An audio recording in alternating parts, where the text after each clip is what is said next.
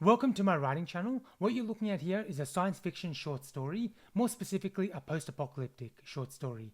It's just over 3,000 words, I believe it's 3,200 words. It's set in the Australian Apocalypse 2077 universe, which I'm going to be writing a number of short stories in, and it's entitled Australian Apocalypse 2077, The Last Coffee Machine. And the subtitle is A Few People and a Whole Lot of Protocols Survive the After Times. And because I have a tablet with me, I'm going to be highlighting as I go, which hopefully makes it a little bit easier to follow as I go along. So let's get into it. A low sun caught on the angled glass and metal frames of the buildings in Zone 2, Area 3, as Melbourne adjusted the straps on her backpack and scanned the skyline through scratched binoculars. Many still called the zone by its old name of Civic, formerly the centre of Canberra. She scanned structures that were no more than 8 or 9 stories tall, but the stunted height wasn't due to destruction. Grandpa had said that even long after the end times, Canberra still obeyed its height limits. Canberra had never reached for the clouds like the city of Sydney, not like the stories.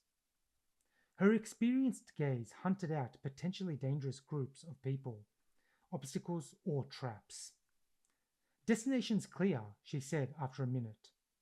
Our path looks good, she said as she returned the binoculars to her bag. Define clear, Adelaide pressed, rubbing warmth into her hands. No bandits, no cults, no rooftop drone nests? Melbourne faced Adelaide directly. No visible movement, nothing alive, nothing burning. After receiving the nod of approval, she started down the slope. 6 of them descended behind her in practiced silence. They moved from their vantage point in the former arboretum in a loose wedge, boots crunching knee-tall grass and frost, wind tugging at patched jackets and worn backpacks. Melbourne glanced down at her customized salmon pink shoes with reinforced soles for longer treks such as today. They would be on foot the entire way so as to not draw undue attention. It was a winter's day warmer than she remembered, though warm was relative. It was still cold. Relative heat was of little comfort to Elo, Melbourne. She reminded herself of her code name. Each had a code name: Melbourne, Adelaide, Sydney, Brisbane, Perth, Darwin, Tasmania. No real names out in the field. Their target was the office block on the edge of Civic, which the 54 Collective had flagged after a new relay drone spotted solar panels on its roof. Leadership now wanted answers.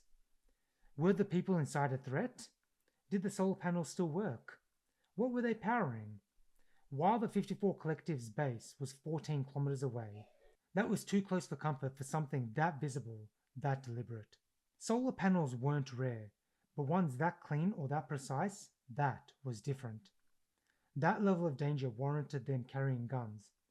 Though ready to give the order to fire, Melbourne wanted them more as a threat. That had worked on the previous mission. It had been a long time since anyone in the collective had fought a real engagement, and she hoped today was no different. They walked through bushland along the old highway, with the remnants of the Australian National University coming into view on their left. A few packs of kangaroos gave them scant regard as they hopped over the road. Rabbits moved freely, but otherwise scampered when her group got close. Otherwise, everything else was as still as it should be. A swarm of cockatoos above masked the sound of boots on scattered debris. A small wind followed as they closed in on Civic proper. Overgrown hedges rose like brittle walls where a fallen traffic light lay, the only remnant of a formerly civilized traffic intersection. Melbourne knew from stories that there were typically multiple traffic lights and road markings at each intersection. Sun-bleached signs leaned into weeds, with one pointing to long-defunct government services. Others shouted visions of a new world, slogans about liberty, about breaking the chains of tyranny. Others just shouted profanity. Melbourne paused long enough to read a sign before turning away. Whatever bad things governments had done before the end times, nothing could be worse than this. Across the wide avenue, The Target building loomed ahead with its large glass facade still intact. A faded plaque out front still read National Health Futures Agency. After finding no immediate threats in their surroundings, Melbourne eyed the building. It looks in decent condition. It looks like we've come to the right spot. This received a nod from Adelaide. The collective never mentioned the National Health Futures Agency, said Tasmania, his voice low. Came in the last decade, Adelaide said. Mum said these sorts came up during the pandemics. Putting national in the name was a way of getting federal funding for something only meant to benefit Canberra. What'd it do? Tasmania asked. Everyone turned to Adelaide expectantly. Adelaide began. Oh yeah, it's a long story. As everyone leaned in, waiting for more information, she said, just joking, no idea. Wherever it was, it didn't help.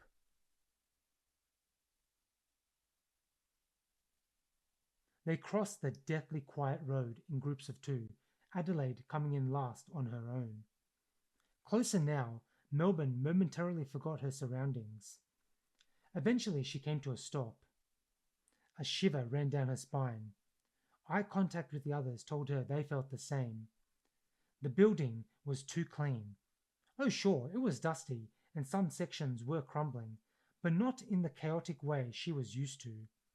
The vines almost seemed to have been designed in a way to give off the appearance of chaos, while still allowing people easy access through the front. All windows were covered in a glaze, making them opaque. Melbourne scanned up and down and across the large front section. No broken windows or glass shards, not enough graffiti. She faced the group. It's too tidy. While Brisbane started inspecting the eaves of the windows, Perth said, not enough old graffiti. Adelaide threw Perth an inquiring look. Perth moved to the front of the wall where someone had spray painted, let the lights stay on. See how the edges of these points are sharp and the colors clean? That's fresh paint. If it was on top of old stuff, you'd see bumps, faded lines, colors bleeding through. This wall is bare under that, meaning they hit it right after it got cleaned. Tasmania summarized. So someone, presumably from inside, scrubs the wall clean, and people come over and spray paint over the top but leave the building alone. Civilized vandals? Perth put in. Melbourne was going to move the conversation along, but Brisbane spoke up from his crouched position. These 5 windows look original. He ran his fingers along the bottom of the windowsill and then got up. I bet everything's original. They've probably been here a long time. Melbourne didn't need to hear anything further. That means we're in the right place. They're maintaining the solar panels and the exterior. Let's figure out a way inside. Hands moved to weapons as they made their way to the front door. Melbourne pushed on the glass doors with as much effort as she could while minimizing noise. But the door barely budged. That was when she saw a detail she hadn't noticed earlier. A touchscreen next to the door blinked softly with life. Adelaide pushed numbers on the screen to no effect. It's powered, but that doesn't mean, Melbourne began, but then stopped herself. The screen turned red to inform them the code was wrong. They all exchanged glances. Sydney said, "Oh shit." Perth inspected the panel. This kind of system should have gone down years ago. That checks out. They're still maintaining it, Brisbane said. A thought occurred to Melbourne. There might be other surveillance. Perth, can you get us inside quickly? Melbourne ordered a lookout while Perth attached a few wires from his improvised device to the panel. Minutes passed. After going through the latest readouts on the display, he shook his head. This is the best I've ever seen. I can probably get us in, but not quickly. Melbourne exchanged glances with Adelaide, after which Adelaide said, "This looks more dangerous than what I'm sure leadership expected, but it's your call." Melbourne hesitated, scanning the front entrance again. We're 7 strong, armed. If someone's inside, they'll hear us no matter what. We may as well control how we enter. Turning to Perth, she said, "Forget the panel. We're going in the quick way."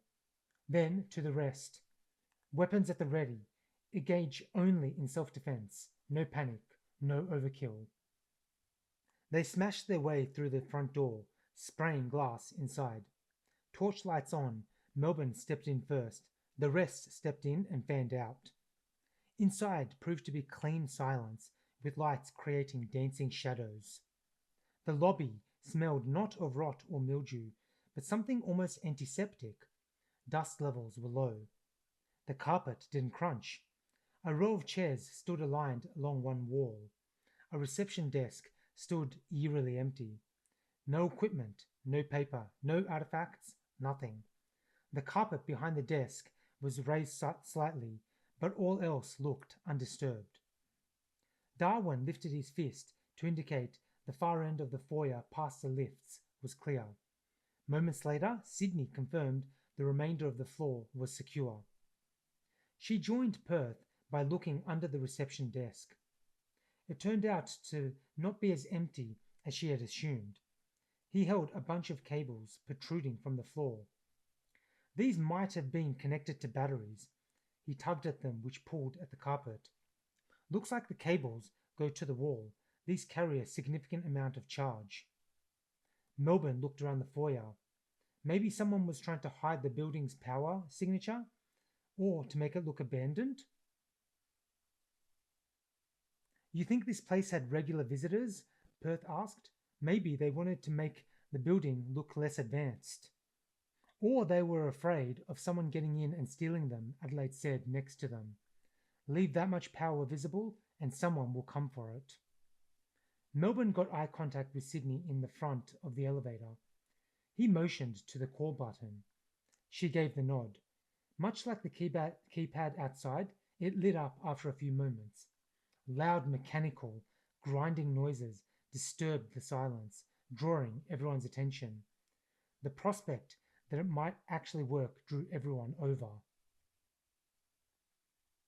When the door eventually creaked open to reveal an empty lift, Melbourne shook her head. "This is getting crazier. We're not risking that. We take the stairs." They moved deeper into the building, boots soft on clean carpet. On the 4th floor, Melbourne found a strange device sitting alone on an otherwise empty bench. Squat, chrome, a series of glowing symbols on its face. Melbourne slowed, scanning the device while trying to keep watch over the rest of the floor. She told herself she was still aware of her surroundings, but her focus kept drifting back to the machine. It was plugged into a socket in the wall. One of the buttons glowed faintly, as if waiting to be interacted with. As the others filed in next to her, they apparently felt the same pull to look. Melbourne paid lip service to the idea they could still be in danger by quickly peeking into a corridor leading to the floor. Empty. As if by consensus, the group almost seemed to forget any danger and stop to look. "What is that?" Tasmania finally whispered. Darwin moved closer, squinting at the panel. "A server unit?" "No, too small," Adelaide replied. "A purifier?" Perth crossed his arms. "Some kind of medical unit?" Brisbane gave a slight shrug. "Or a diagnostics machine." Sydney glanced around. "Or it's a trap." That pulled Melbourne out of her haze. She turned sharply. "We can come back. We haven't finished cleaning out the building, and someone's been maintaining those solar panels." Reluctance flickered across a few faces, but no one argued. It was time to move on. They cleared floor 5 and 6. Searching nearby rooms on floor 7 yielded more bare offices and a few empty storerooms. Then, at the end of a side corridor, a locked server cabinet was still humming faintly. Melbourne cracked it open. Inside was a small device with a black and white screen. It was unresponsive, but still had legible text on it. "Whoever finds this. It's not much, I know. The others left or died. I stayed. It's all I could keep running. I got sick and I knew I wouldn't finish the big stuff. So I kept this, something small. The bots should keep the panels clean as long as their programming holds. I'm in the cubicle at the end if you want to say hello, Lewis. They found him in the cubicle, a single cot, a blanket pulled up to his chin. No immediate signs of struggle, no signs of anyone else coming in after. Melbourne stood in the doorway for a long time, then nodded once, quietly, as if accepting something unspoken. Adelaide confirmed the building was all clear. It was time to go to the roof. The rooftop door groaned open. Wind hissed across the concrete as they stepped outside. The solar panels stretched across most of the roof looked to be older models, but spotless. Not just intact, maintained. Adelaide crouched beside one. Clean, minimal dust, no corrosion. Someone's been caring for these. A small maintenance bot rolled along a panel edge, extended a soft brush, and wiped a faint streak of dirt before returning to its dock. Still running, Perth said, probably on a cycle. Tasmania pointed toward a battery stack tucked underneath a shielded overhang. Storage system? Melbourne scanned the array. No improvised wiring, no haphazard repairs. It looked precise, intentional. These were built to last. Perth tapped one of the supports holding a panel. While Perth and Brisbane got to work checking the panels and the battery storage, Melbourne stopped at the edge, taking in the silent sprawl of Civic and its broken horizon beyond. After a few minutes, they collected near the door. Perth said, "Most of the panels are still operating. The battery pack looks like at 70 to 75% capacity." Brisbane shook his head. "I've never seen that before." "Let's find out what all of this is powering," Melbourne said. Satisfied the building was clear, they collected around the object on the bench. On closer inspection, there was a sharp, bitter smell, faint but distinct. "I've smelt this before," Melbourne murmured, "but I can't place it." Adelaide rummaged through the cupboards beside it. Her hands froze on a small sealed door. She pulled it open to reveal a fridge unit still quietly vibrating. Inside sat two small cartons, the labels faded but still legible. Long life milk, used by 04-2080. One by one, Perth inspected both cartons. "They're both sealed." "They're old," Tasmania countered. Adelaide checked the seal again and shrugged. "No older than the end times," she said. "Could still be good." Melbourne circled the chrome machine again, finally spotting a worn sticker near the base. It showed an old corporate logo. Espresso Tech Systems, trademarked. Recognition flickered across her face. "It's a coffee machine," Melbourne said quietly. "This is the it Lewis was talking about?" After some time, Darwin asked the same question Melbourne suspected was on everyone's mind. "Should we try it?" Adelaide put her hand up. "I vote we try it. Who else wants to try it?" Everyone quickly put their hands up.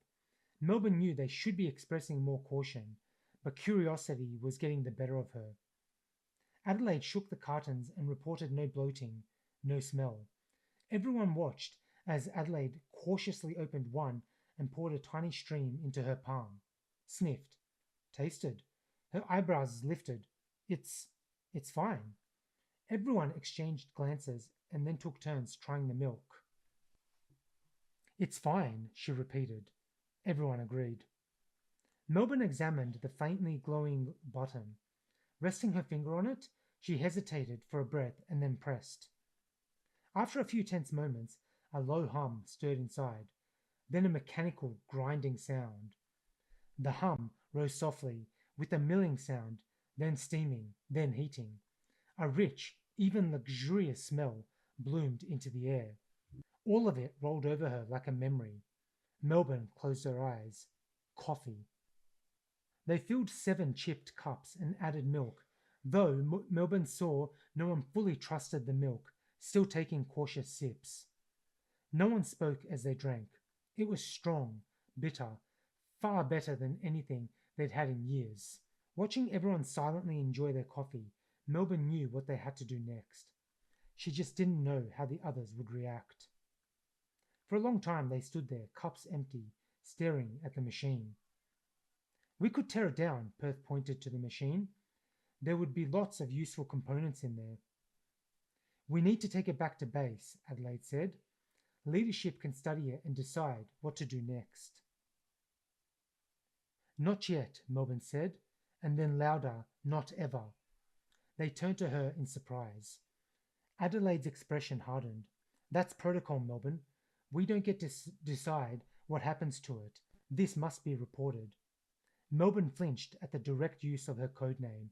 The others didn't speak, but their glances said some had admitted details in reports on previous missions. She faced Adelaide fully. This machine is a technical marvel. We tear it down just because we're told to, but this feels useful in a different way. She rubbed her hand gently over the machine. It's calm. It's deliberate. It's normal. Adelaide's jaw tightened. You don't have the authority to make that choice. None of us do. Out here, sometimes we have to choose the rules, Melbourne said. The rules are why we're alive, Melbourne. She saw others raise their eyebrows at the use of her codename with the additional emphasis. Melbourne put her hands on the bench. Technically, we've broken them already. We smashed our way in. That's Clause 17, Section 4.5. We didn't log contact. That's Section 8, Section... Yes, we get it, Adelaide jumped in. But we did it because it felt right. She looked around at the others. This is the first thing we found that was made for no other reason than to be beautiful. Lewis built it not for survival, not for trade, just to keep something going. Adelaide looked as if she wanted to argue, but the words didn't come. After a moment, Adelaide said quietly, We'll hide the machine, but if Command asks the right questions, I'm not lying for you. She glanced around the room. I won't be volunteering the truth either. Melbourne nodded. That was the best she could hope for. We only report the panels, Melbourne said. Brisbane folded his arms. What if the next team finds the machine, or another group? Adelaide looked at the coffee machine, then at the group of large chairs in the corner, then back to Melbourne. Help me move the bench, she said. They shifted the heavy table just enough to block the sightline from the hallway. Sydney pulled a curtain from a nearby wall and draped it over the top. Perth unplugged the machine and taped the cord safely to its back. Brisbane left an old first aid box by the fridge, tilted to look as if the room had been picked over. By the time they were done, the kitchenette looked like nothing more than a stripped staff room. Forgotten and unremarkable, just as it needed to be. Then Melbourne turned and walked out. They filed out in silence, sealing the door shut behind them. Wind picked up as they descended the steps, exiting onto a now dark but empty street. And the last coffee machine kept humming away. And so that's my story. Thank you for listening the entire way. Let me know what you think. Let me know what feedback you have. That would be really useful to know. And realistically, what I can do to, and not just the presentation, but the story itself. Tell me what you think of the characters, the progression, the story, all that. So yeah, thank you for listening. Thank you for watching all the way through. Subscribe, rate, and share all the good stuff. That would really help my channel. And I hope to see you guys in the next video.